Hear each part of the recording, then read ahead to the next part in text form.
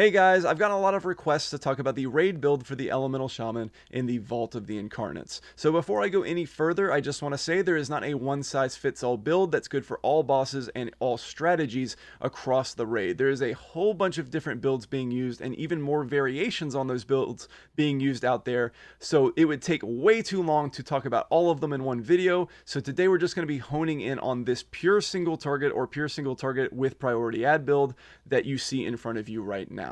This build is getting a lot of traction on a lot of different bosses. For instance, it's very good for Terros on all difficulties, for Sennarth on all difficulties, for Dathea on normal, maybe heroic if you're cheesing the boss and not doing the platforms, or maybe you're just not one of the people going up to the platforms. It's good for Kurog Grimtotem, for normal and heroic at the very least, maybe mythic, though we haven't seen an elemental shaman get to that yet, as well as Broodkeeper Diurna if you are just focusing on the boss and you're not in one of the ad groups. So a lot of different situations where this build does see play and has gotten very good results. So with that being said, let's go ahead and jump into the talents and we can break down why we picked these talents as well as how this build plays.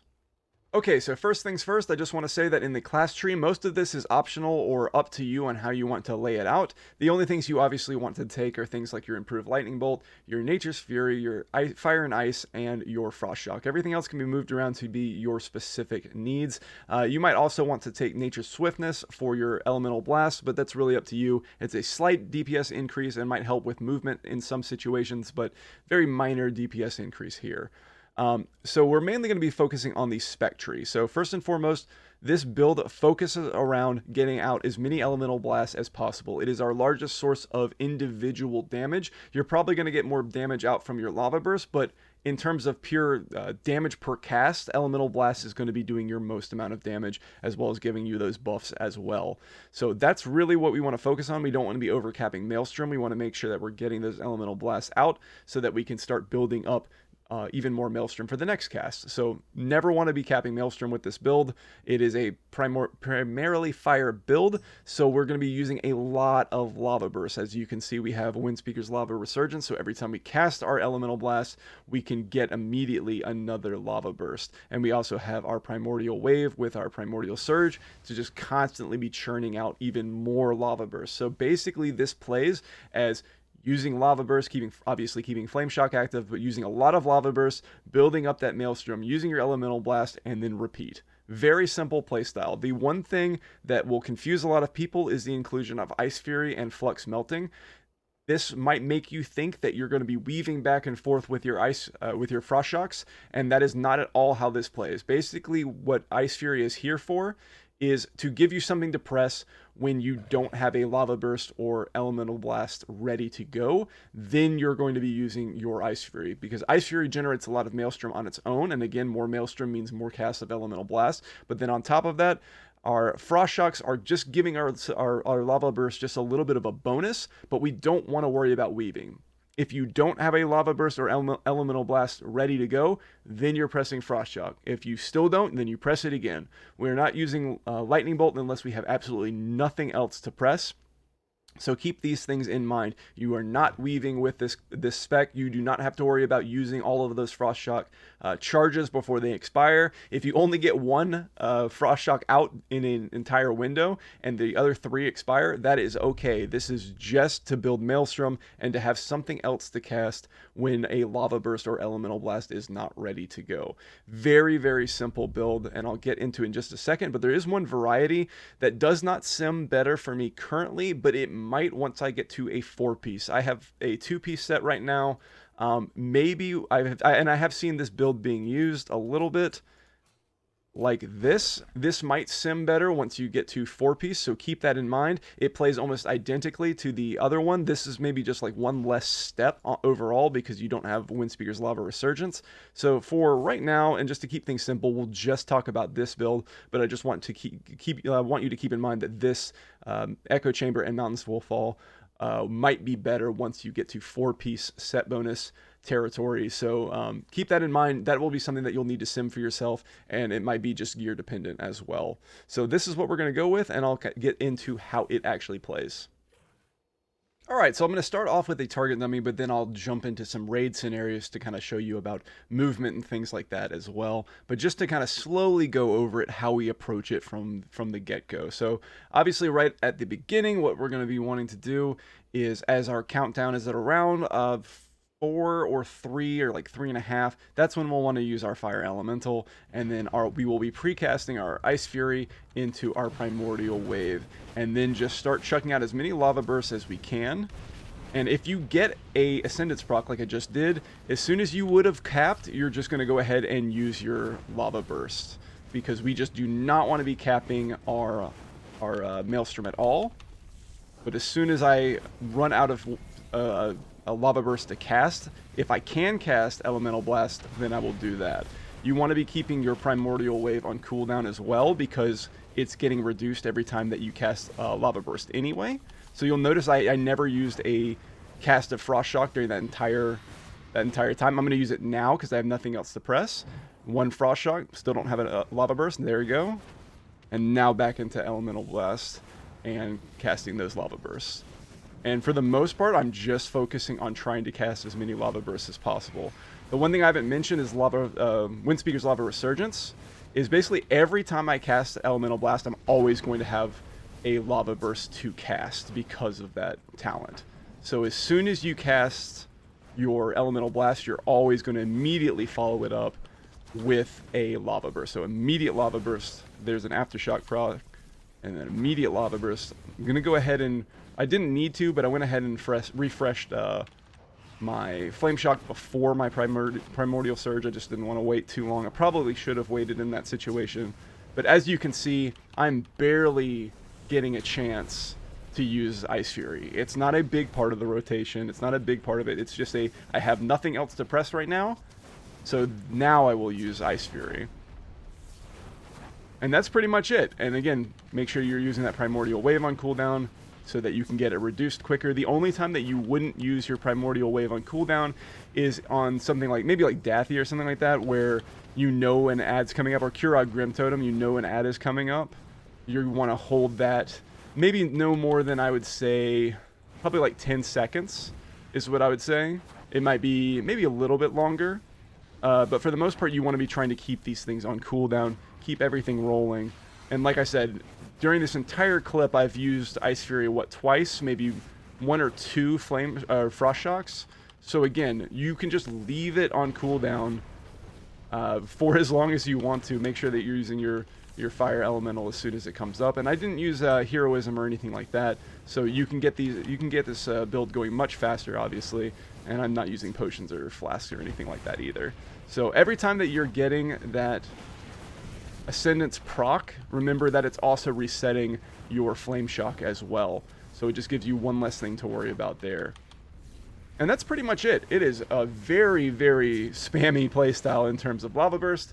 You don't have to think too hard about it, honestly. If Lava Burst is active, then you press it, unless it's going to cap your Maelstrom. Again, even in your Ascendance windows, if you're about to cap Maelstrom, you will use Elemental Blast. We don't want to forget about it. I know it feels right to be just chunking out Lava Burst after Lava Burst after Lava Burst, but you really want to make sure that you're paying attention to your Maelstrom and making sure that you're not capping, using that Elemental Blast, make sure that you're keeping that Primordial Wave on cooldown, and if you have absolutely nothing else to press, then you're going to be casting your Ice Fury, then you're going to be using your Frost Shocks, and in the worst case scenario that you've actually blown through all of your Frost Shock charges and you still have nothing else to press, then and only then will you use a Lightning Bolt in this build. Again, I think it's a fairly simple build to understand. Lava Burst, Lava Burst, Lava Burst, Elemental Blast. If nothing else, Ice Fury. So I hope this was a helpful display of it, but let's show it a little bit more just to kind of hammer it home in some raid scenarios as well.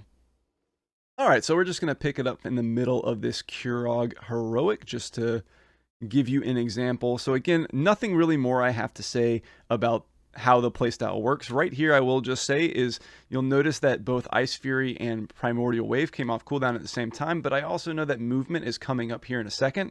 So I'm going to go ahead and use Ice Fury. Yes, my Spirit Walker's Grace is off cooldown, so I'll primarily be using that. But in case I need to take any more steps, might as well go ahead and use the Ice Fury and have the access to those Frost Shocks in case I need to do any extra movement. So again, we're just building up using those Lava Bursts, using that Elemental Blast, immediately into a Lava Burst, immediately into another Elemental Blast because of the proc. I didn't have to move right yet there, but now just because of the adjustment, but I guess I didn't have to move that much. So it was just in case I had to move a little bit more. Turns out I didn't. I'm not going to use any of those Frost Shocks after all. Maybe one right here at the end. Yeah, I just used one barely, and then go right back into it. This fight, there's not too much movement, so except for right here. So here I'm going to use Spirit Walker's Grace as we tiptoe sideways, and because of Spirit Walker's Grace, I don't have to think about anything else. I can keep the rotation exactly the same. I don't have to worry about changing it at all or have to worry about those Frost Shocks. I can just kind of keep tiptoeing around. And for the most part, that's going to be enough for a fight like Kurog. Again, make sure that you're using those instant casts whenever you can to move. For instance, if you were going to cap Maelstrom, but you need to move and you have a Lava Burst to charge, go ahead and use it. That's fine. It's better than casting anything else. So here, this is where we're going to get a priority add. So we're going to swap to the Frost add, I believe is the one we're killing first here. And basically what I will be doing now is just keeping my Frost Shocks active on both of these targets just to benefit from the Frost Shock. But for the most part, I'm just going to be focusing on just the Frost add here, the Frost Destroyer. But the main thing to keep in mind is just making sure that you're keeping those Flame Shocks on both targets as often as you can. You can also put it on one of the other ones. For instance, there, if you notice, let me just back it up just a second. I almost talked over it. When they spawn these small ones, I'm also, when I get a chance, I should have done it on this one, but I was just trying to get it out on something. Because I had my Primordial Wave coming off cooldown, now that I have 3 targets, I could have, like I said, I could have maybe even had 4. But now that I have 3 targets, because of my Primordial Wave, I will now hit all 3 of these targets with my next Lava Burst. Yes, this will overcap me, but if I don't do it now, I won't get it off on this Hellion because it will have died by that point. So I'm going to go ahead and do that and just overcap before using my Elemental Blast. So in that specific situation, it might be worth doing. These Hellions die so fast. Trying to prioritize or trying to squeeze out a little bit more damage by dotting up all of them is just not really useful. Like I tried to do it there, but it dies so quickly because this is just heroic, and our damage is more than enough to overcome it. And here I can basically just focus on doing the single target, but again, I'm going to, because of Primordial Wave, get that Primordial Wave cast on the Hellion, so that way when I use my next Lava Burst, it hits both of them.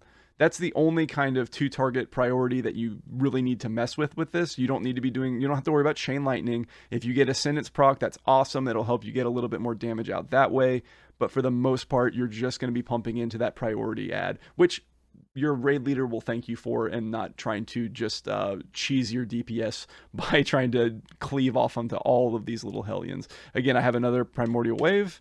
I'm using it right there. And now the next Lava Burst hits both, just more Maelstrom as well as just more damage overall. And that thing does need to die, but I'm not going to focus on it past that point. So again, those are kind of some little use cases there on how you would play this as soon as you get that priority add, as well as just kind of movement in general. Again, if you're going to cap but you have a Lava Burst proc, go ahead and use the Lava Burst proc rather than trying to either get hit while you're trying to cast your Elemental Blast. Just make sure you're staying alive. You can't do damage if you're dead. So that's the only situation where you really want to worry about, or you don't want to worry about overcapping, is either when you've got that priority add plus another add maybe, and you Lava Burst and you're going to overcap that way. That's kind of okay. But for the most part, you don't want to be capping. But when you have those 2 targets and you do get like a Ascendance or a Primordial Wave that overcaps you, that in that situation, that's fine. You want to avoid it as much as you can, but it's not the end of the world. So again, you are always going to be focusing in on that one target with this build.